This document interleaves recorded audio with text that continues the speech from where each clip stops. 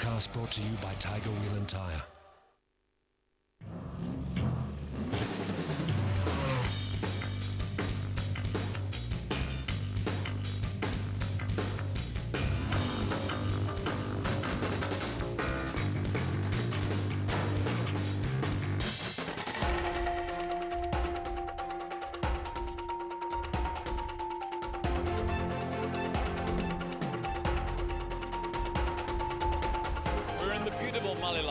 In Nkomazi, just outside Nelspruit, for the Donaldson Cross Country Championship. It's the first time that this event has been added to the calendar, but the question is why, given the stunning surroundings? Well, looks can be deceiving because this course certainly is challenging and will test the drivers to their limits. Malelane is situated along the N4 en route to Mozambique. It's a beautiful stretch of road, maintained and looked after by Track. With me is Leanne Pollock. Hi there, Leanne. Have you been down that side of the world? Hi there, Derek. Yes, I have, and many have described it as paradise, and they're not too far off. It's an early Friday morning, spectators and drivers gearing up for what is the second leg of the Donaldson Cross Country Championship. The first leg took place in Northwest Province last month, and Derek chatted to the production winner of that race, Lance Woolridge, before the prologue got underway. Lance, is it a strange feeling being at the top going into this one? It is. It's something very new for me, something I've never experienced before. So I've been getting myself quite nervous, but then I just have to tell myself to calm down, pretend I'm back at the first race, everyone's on level playing field, and just go out and enjoy it and just drive my race. Let's speak about the Ford, because your Ranger was fantastic in the first race. The car's looking good. Yeah, I mean, it's kind of state-of-the-art, worldwide standards. So from that point of view, I'm extremely lucky. It's got the 5-litre Mustang engine, V8, so that's excellent power. It's very different to the diesels, but overall, I think the car is much, much better. We proved that last race with Chris coming second as well. It just shows it wasn't on the driver. Both cars are excellent, so I think we're extremely lucky to be driving this car, and it's really, really state-of-the-art. There'll also be plenty of eyes on the Castrol Toyota team. Now, there's no doubt coming into this championship, I mean, you are the guys to beat, you are the defending champions, and how much pressure comes with that? Well, plenty, you know. The whole team is here to win races and be successful, so you know, we've all got to make sure that we're doing whatever our department is to do as best as we can to try and achieve success. You know the routes around SA like the back of your hand, but this is one that's fairly new to you? Yeah, we've seen a little bit of it just on the way here. It seems as though it's similar to, I would think, the Eston race in Natal. It's very tight, very slippery, no room for error, and the forest should be fun, and yeah, I'll be looking forward to it. Last time out, we saw Heinz Winkler in action in the Imperial Automotive Celebrity Challenge. This time, the beautiful Roxy Lowe will assist Archie Rutherford from the navigator's seat. I'm pretty excited but nervous at the same time. It's my first time navigating, so yeah, we'll see what happens. Take the navigating out of it. What about being in the situation just in the car itself, off-road? Have you had experience in that before? Well, I have kind of experienced it. I mean, we've had a little pre-run of the off-road racing, and it's quite exciting. I mean, I'm a little bit of an adrenaline junkie, so I think I'm more eager and more excited to get going than anything else. Well, that must have been torture, Derek. Right, well, it's all systems go for the start of the prologue of the Nkomazi 400. Out first, Foss and Howie in their Castrol Toyota Hilux. Followed by the Ford Racing pair of Chris Fiss and Jampi Bardenholz, two will be looking to go one better this time round after finishing second in the RFS 400.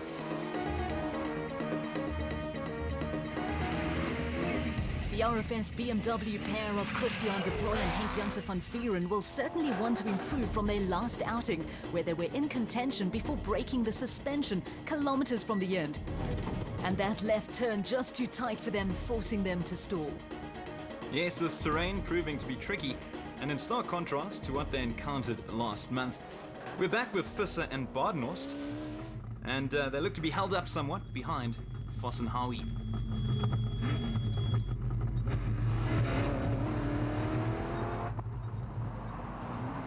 The Atlas Copco team of Gary Bertholdt and Siegfried Rousseau in their Toyota Hilux. And as we take a look at the pictures here. This is about 2 kilometers in. Oh my goodness, they were completely blinded there. That could have ended badly, and a ditch proving to be the cause of that. Very scary moment for Berthal, doing superbly to recover though and continue in the race. Force and Howie back on the road, despite experiencing a puncture during the prologue, being a rocky start to the championship for the defending champs.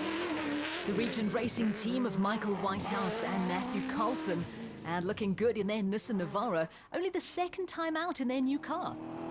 These men were simply superb at the RFS 400. Woolridge and co-driver Huxtable in the Ford Racing Ranger. We heard from the driver earlier, and it's hard to believe he's just 21 years old.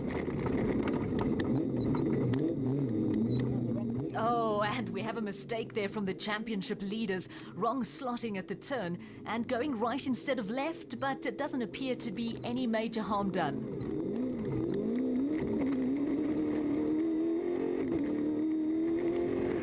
Except maybe for a few seconds. Every second is critical in the race, as these men will tell you, Anthony Taylor and Dennis Murphy in the second Castrol Toyota Hilux. Well, it's proving to be a very tough day for the Regent Racing pair of Thomas Rundle and John Moore, who lost the clutch on the Navara at the start. As if this race wasn't hard enough, now the two have to compete without the services of a clutch, which could prove to be a severely problematic and time-consuming experience. Well, it looks as if they've wrong slotted here and need to turn around. This is where the clutch problem comes into effect. It's a case of cutting the motor before putting it into reverse. A nightmare for any driver. Well, let's catch up with our celeb team of Roxy and Archie. She looked cool, calm and collected before the start, and things seem to be going all right on the road. It's looking a little bumpy inside though, and after finding the correct page in the roadbook, Roxy's not scared to bark out the orders.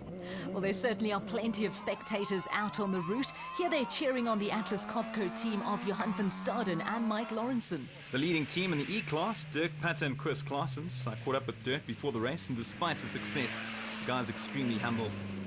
As are these two, the Horn brothers, Johan and Werner, in the Malilani Toyota Land Cruiser, with Father Johan Sr. massively responsible for getting the Nkomazi 400 off the ground.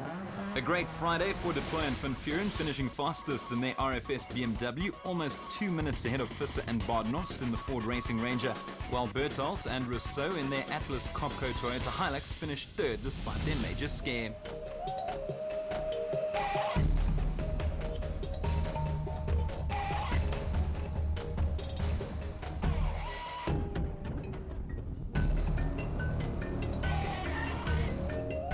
Well, from productions to specials, and the RFS 400 in Magaliesburg saw a maiden win for the Dirt Sport Components Porter team of Clint Gibson and Gary Campbell. And there's no doubt that they'll be looking for more of the same in the beautiful surrounds of Malilani.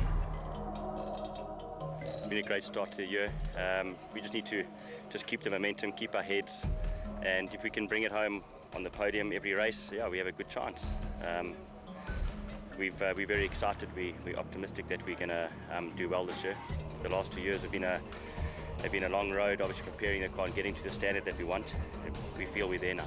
And now, in terms of momentum, you guys have the victory. You are in front now. What's the pressure like? And is it a position that you're comfortable with, being number one and being the guys to catch to? I'm comfortable. Hey, I'm relaxed. We've been doing the sport a long time. It's if you panic in the sport, you make mistakes. If you're calm, cool, collective, you seem to do a lot better. So, yeah, I'm happy where we are. I'm not stressed. First out, reigning champions Evan Hutchison and Donnie Stassen from Motorrad Racing in the Bat Venom.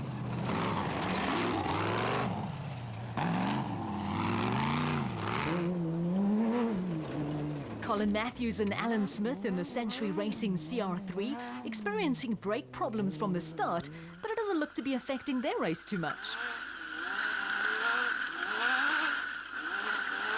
Now, Leanne, these two are known to set up a good prologue. Let's see if history repeats itself. Back with Hutchison and Stassen, a tricky area this, as the road does fork. Luckily, they took the correct route. The Elegant Fuel team of Herman and Richard Silvalt in the Porter having some trouble with the terrain though. All eyes on the championship leaders, Gibson and Campbell, finding things a lot tougher this time round. The Dirt Sport components pair impressing all at their performance at the RFS 400, proving to be definite title contenders. And there's Gary's brother, Glenn, with Clint Brook. Stepping up from the Northern Regions Championship, Philip de Vries and Johan Viljoen in the nicely turned out Conqueror Porter. Nick and Ryan Harper in another motorite racing Bat Venom, finding the route very tight. As mentioned before, very different from the Galisberg. We're on board now with Marius and Jolinda Fourie in the PHB Bat Spec 4 and looking a little unsure at the turn there, but opting to go right. Is that a car up ahead heading their way? It is. That's the last thing you want to see out on the route. The Harper's wrong slotting and Fourie's following suit. Matthews and Smith then the quickest in the prologue, finishing in a time of 1:03.33, just over a minute and a half ahead of Hutchison and Stassen, while the Silvalds finished in third place. With the prologue done and dusted, the drivers and navigators were able to rest ahead of the big day, race day. Early Saturday morning in Mpumalanga, it may be overcast, but that takes nothing away from the beautiful surroundings the teams find themselves in. Some final checks and touch-ups to the vehicles, and no doubt Friday's action saw plenty of damage inflicted to the cars. RFS duo Deploy and Janse van Vieren will be the happiest of the lot, starting from pole position, so to speak. Yeah, we're just going to try and keep it together and stay focused, and we have a bit of time to play with. So just try and keep it together till we're in the mountains. It should be difficult to pass for the other guys, and it's very dusty up there. So yeah, we're just going to try and keep it together and dominate the race, or try and control the race from the front.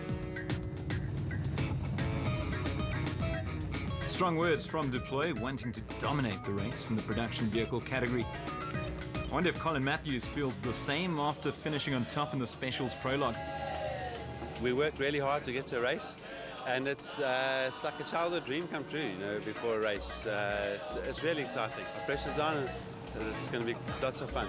Middleline Toyota and the community have just welcomed us here and given us such an awesome place to race. So it's really, really awesome.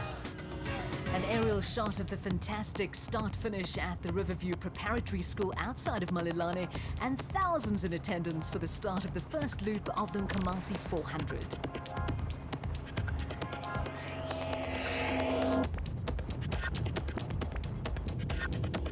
And off goes the RFS BMW X3 of Deploy and Van Vieren, looking to make the most of their lead.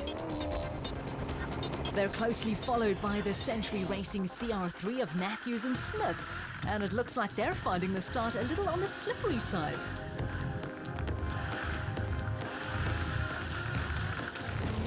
The next production vehicle off is the Ford Racing Ranger of Visser and Badenhorst. Back to the leaders Deploy and Van Vieren. They said after the prologue that it was the kind of route and terrain they like, and they're certainly proving it now. Now Matthews and Smith wrong slotted a few times during the prologue. There's a fork there, let's hope they didn't do the same. Well, if they did, then they're in good company, as they were closely followed by Visser and Badenhorst. On board with the Century Racing CR3 of Matthews and Smith, slowing down and pulling over. They didn't wrong slot, they're just letting the faster Ford Ranger through. Well, a bakkie is not a bad choice on this terrain. Visser and Badenhorst in the Ford Ranger comfortably in second place. And they certainly are gaining on the leaders, Deploy and Janse van Vieren. These narrow routes not allowing for easy overtaking, and it's proving to be the case once again. The RFS BMW sportingly pulling over to let the Ranger through. So we have a new leader in Visser and Badenhorst. In third place, Gary Berthold and Siegfried Rousseau. Berthold overcoming a severe bout of motion sickness during the prologue. We haven't seen much of the Castrol Toyota of Foss and Howie. Here they're right in the bum of Matthews and Smith. Can't be too long before the Century CR3 lets them pass. And there we go. The Hilux given clearance to make their way through.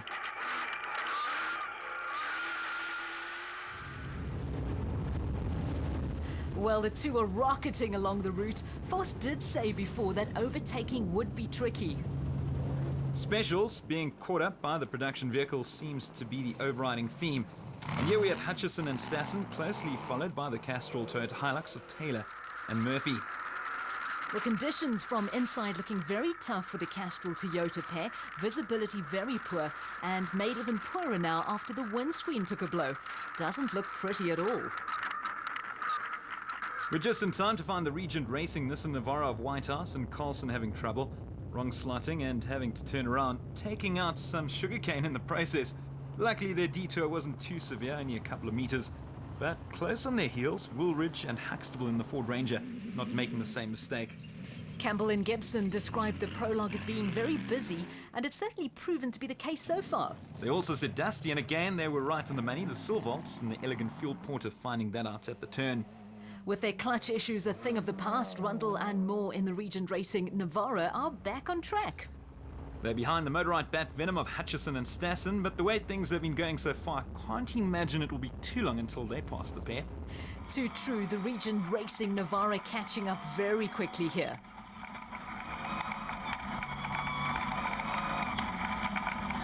And Hutchison gives way accordingly, letting the Nissan through.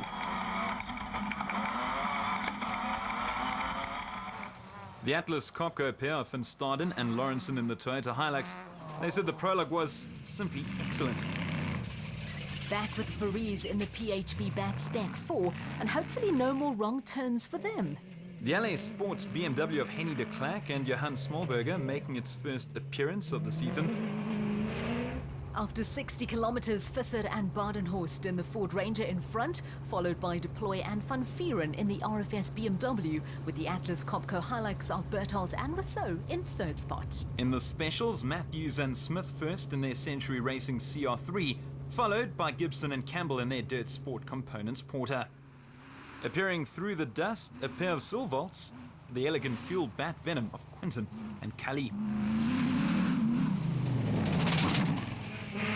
Brothers Johan and Werner Horn in the Malulane Toyota Land Cruiser, they experienced 2 punctures during the prologue. Pat and Claessen's leading matters in Class E in their Ford Ranger, not bad considering the switch from petrol to diesel. We continue in Loop 1 with the leaders in the production vehicle category, Visser and Badenhorst in only their second outing in the Ford Ranger, holding on to the lead en route back to DSP. And they're closely followed by Deploy and Van Vieren in their RFS BMW X3.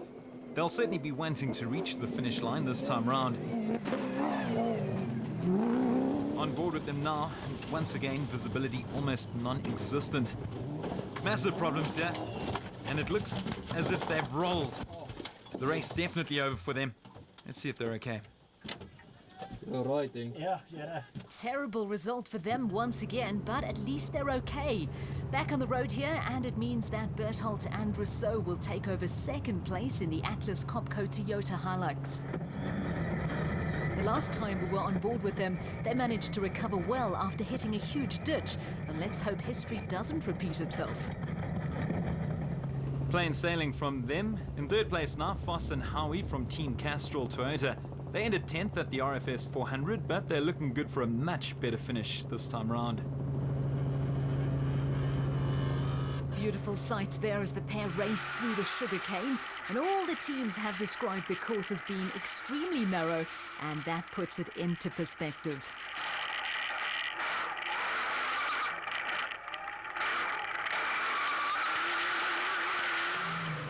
Not far behind them is the second Castrol Toyota pair of Taylor and Murphy.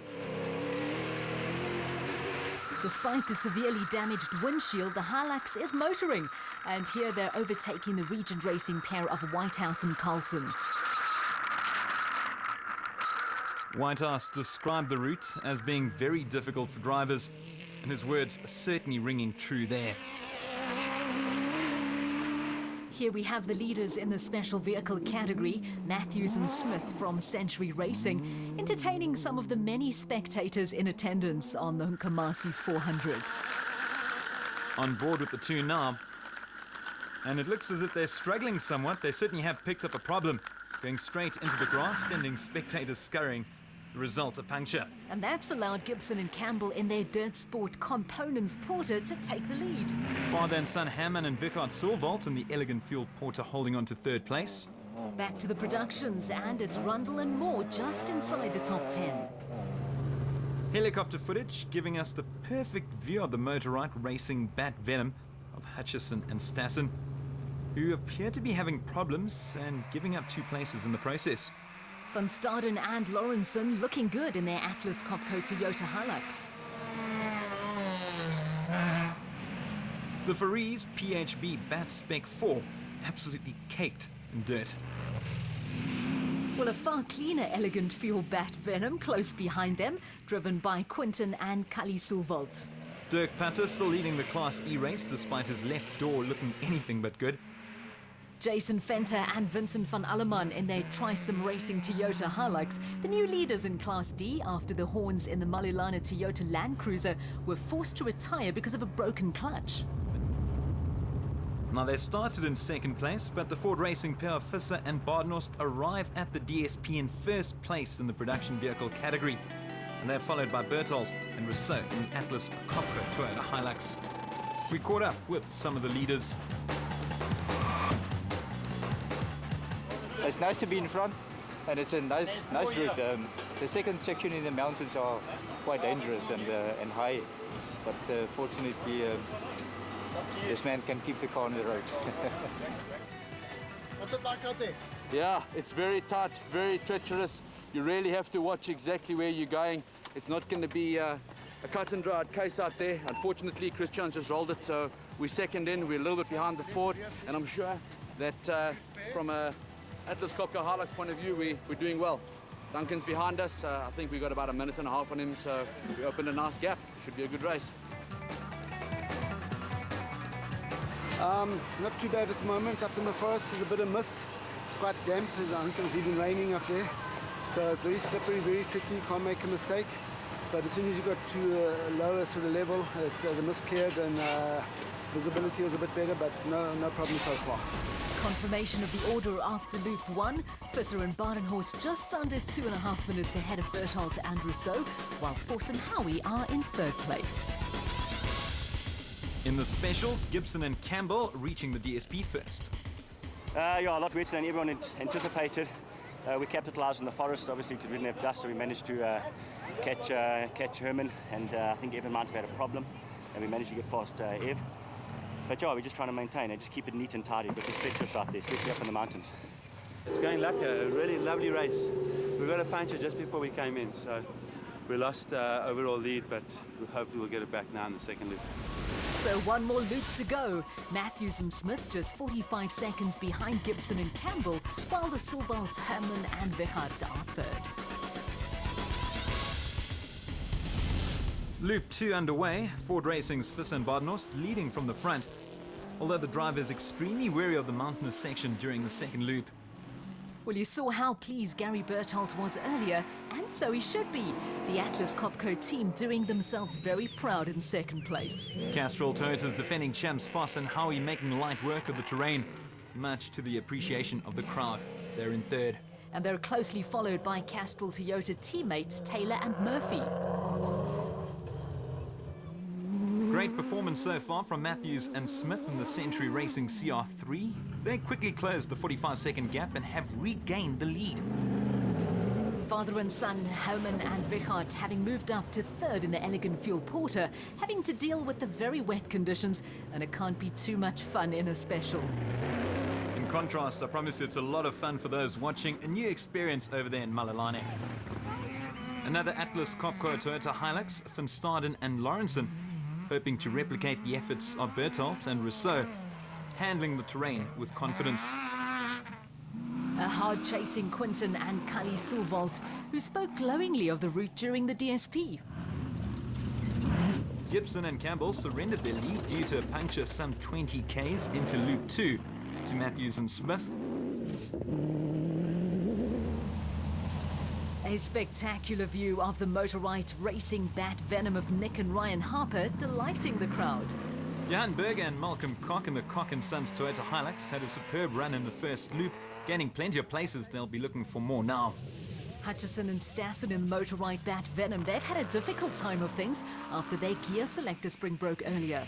To the back of the field now, the Rubicon Racing range of Lodebrain and Rian Hreiling. Great handling there from Regent Racing's Whitehouse and Carlson, looking strong for a top 5 finish. The leaders in Class D, Trisum Racing's Fenta and Van Alleman, have had a superb run.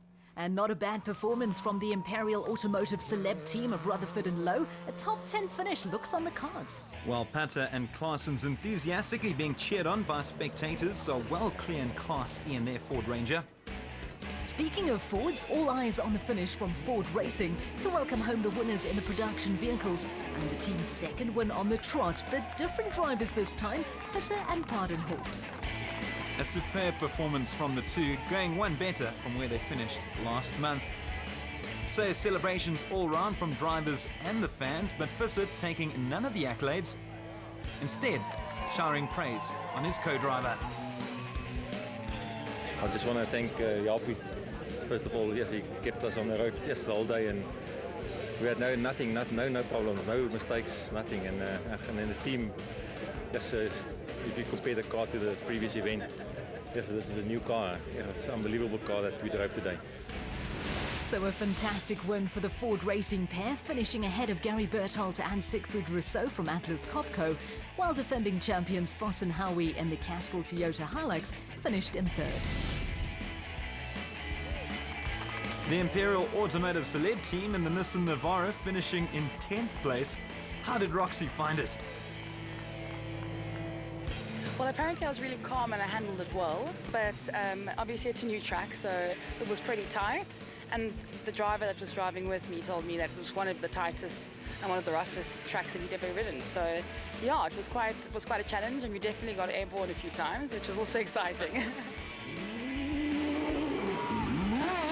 A spectacular finish from Colin Matthews and Alan Smith in the Century Racing CR3. What a showman! Coming home in first place despite starting the second loop in second position. A sensational ending to what was a fantastic 2 days of action in the Donaldson Cross Country Championship. I was down in Malilan. I enjoyed it immensely, as did everyone involved, and can't wait to be back.